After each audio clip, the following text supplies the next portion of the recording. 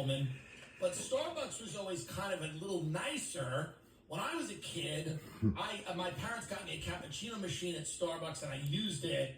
And but now I guess homeless people are in Starbucks because junkies and homeless people are going into Starbucks. But by the way, I think that's okay.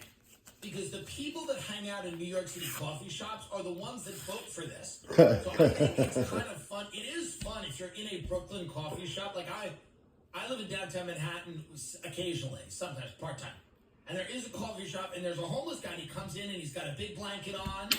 And it's all very progressive, young, white people with their glasses and their laptops, and they're all writing very important things, and some of them have moleskin notebooks, and usually this big homeless guy comes in, and he's got a big blanket on, and he just kind of walks around, and everybody's kind of on edge and uncomfortable because we all know that a lot of the people that are homeless are suffering from mental problems.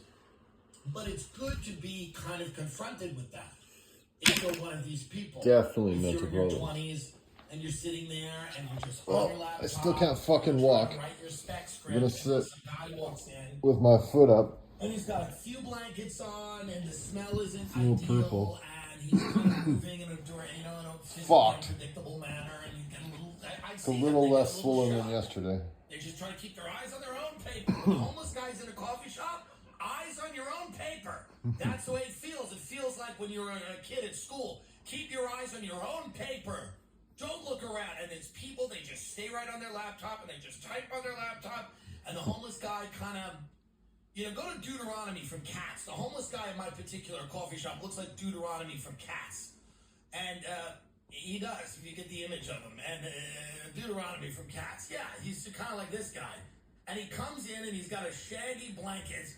And he just walks around and they have to give him free coffee. So whatever he wants, they have to give him a free thing. So they give him a free thing, and then he just because they can't really say anything. And then everybody at the coffee shop just kind of sits there and waits for him. And then when he leaves, there's always like a collective like, everyone kind of relaxes again. I love Tim Dillon. But no one would admit that. Fucking hilarious. No one will admit that. No one will say, hey, this isn't great. No one will say that. Everybody just goes, hey. So the Starbucks CEO is trying to get people to come back into Starbucks to hang out again. Is this the guy who's commuting via plane? Yeah, from Orange County. He's flying every day. Where's he going? Seattle? Yeah, we're going to Seattle. Every day in a plane, in a jet. He's required 3 days a week to be in the office. That's right. He doesn't want to live there. I wouldn't want to live in Seattle either. It's fucking raining. So what he's basically saying, he's going, get people into Starbucks again to sit down and hang out. We've lost, when I grew up, in the 90s, people would sit in coffee houses. They'd have big fishbowl-sized cappuccinos and mochachinos, cafe mochas, and they would sit around and they'd drink coffee, and no one cared about anything. Nobody cared about anything. It was such a lovely time. People just kind of drifted in and out of things. Look at the show Friends. It was like an actor and a waitress, and they all were able to live in Manhattan somehow. Lived in fucking Manhattan. And it was a great example of just, it was, the 90s was like, the 80s were over.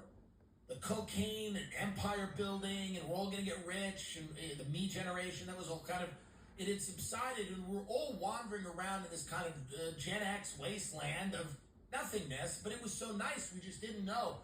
We didn't appreciate how nice it was until 9/11 happened, and it ended all that. We're at the end of history, the whole Fukuyama thing. And then 9/11 happened. 9/11. I love 9/11. So 9/11.